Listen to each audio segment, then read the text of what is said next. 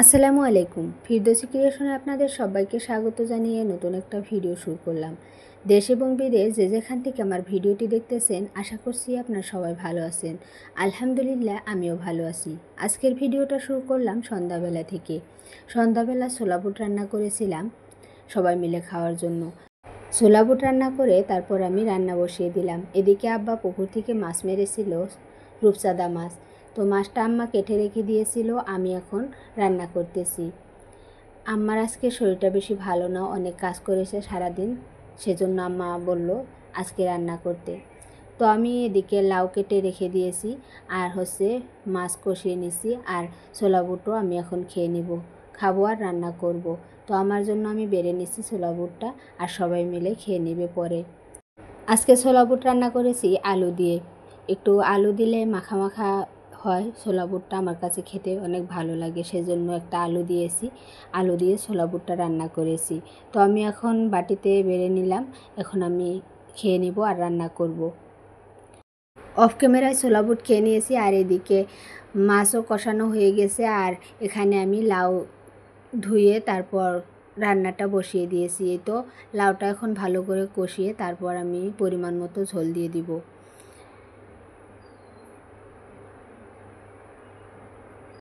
তো আমি লাউ ভালো করে কষিয়ে এখন পরিমাণ মতো ঝোল দিয়ে দিয়েছি। এটা আমাদের গাছের লাউ, একটা লাউ ধরেছিল ছোট একটা গাছে, সেই লাউটা আম্মা আজকে ছিঁড়ে নিয়ে আসছে রান্না করার জন্য। তো অনেক মজা হবে মনে হচ্ছে, লাউটা অনেক ভালো। তো তো আমার লাউয়ে ঝোল দেওয়া হয়ে গেছে, এখন আমি রান্নাটা শেষ করে নামাজ পড়ে নিব। তো আমি মাছও দিয়ে দিয়েছি, মাগরিবের নামাজ পড়ে নিব।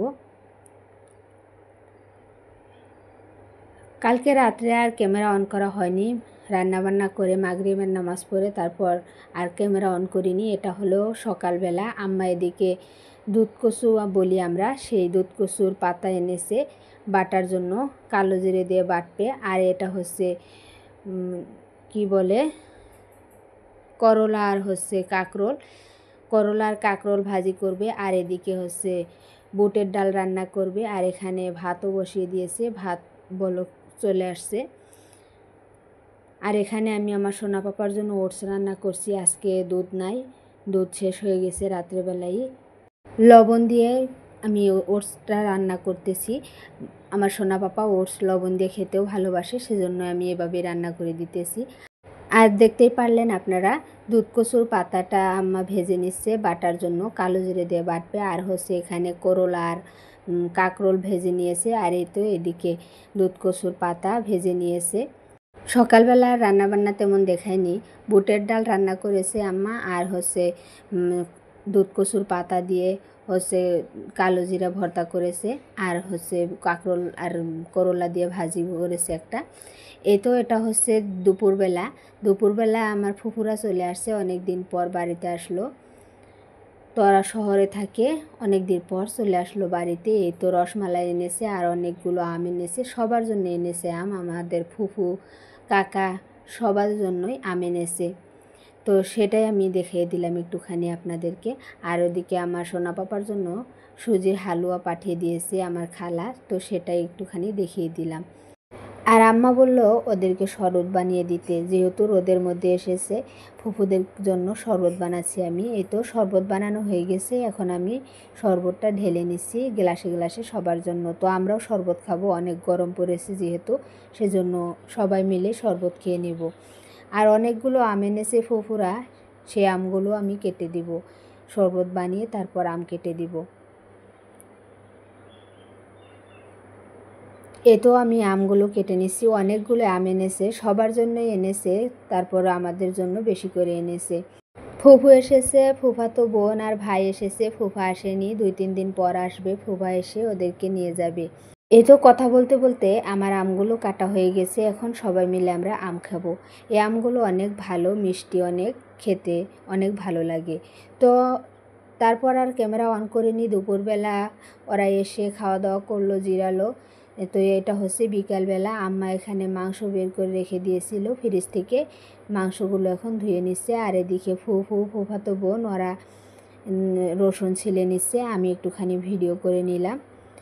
আমার সোনা পাপাকে আমি রাখছিলাম আর কি। আমার সোনা পাপা ভীষণ খুশি হয়েছে, আমার ফুফুর আসার জন্য অনেক খুশি হয়েছে।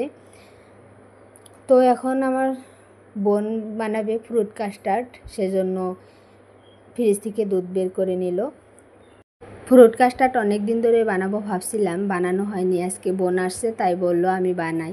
তো আমি ওকে দুধ ঢেলে দিচ্ছি, এই পলিথিনে করে দুধ আনে, সেই দুধটা ঢালতে পারবে না, সেজন্য আমিও দুধ ঢেলে দিলাম।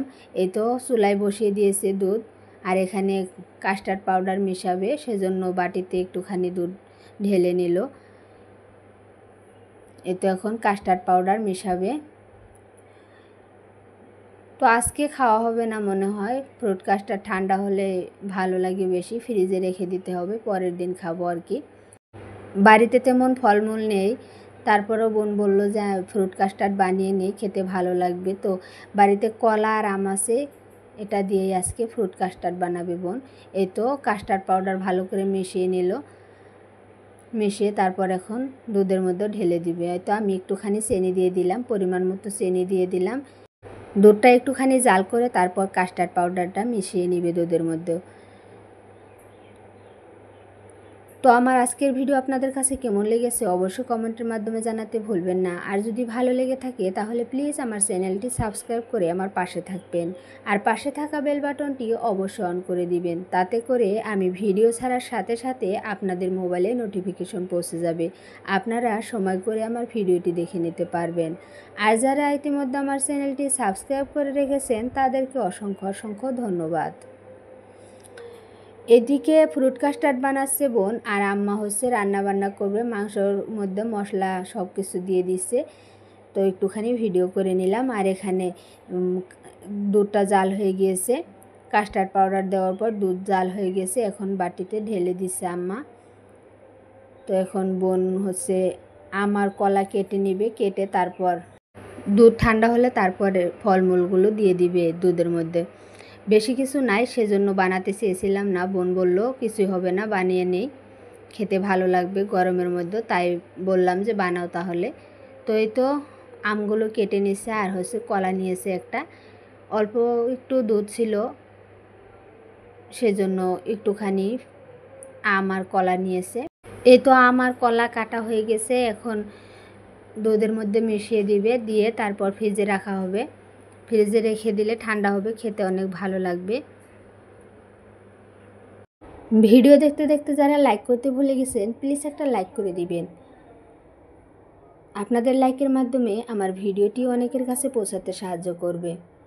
যদি আমার ভিডিওটি ভালো লেগে থাকে তাহলে প্লিজ চ্যানেলটা সাবস্ক্রাইব করে আমার পাশে থাকবেন। এই তো আপনাদের সাথে কথা বলতে বলতে আমার বোন হচ্ছে আম কলা এগুলো মিশিয়ে নিচ্ছে দুধের মধ্যে। তো এখন ফ্রিজে রেখে দেওয়া হবে। আর একটুখানি ভিডিও করে নিতেছে বোন, আমাকেও ভিডিও করে দিতেছে। এই তো দেখতে অনেক ভালো লাগছিল, তারপরও ডালিম আঙুর এগুলো থাকলে আরও অনেক ভালো হতো।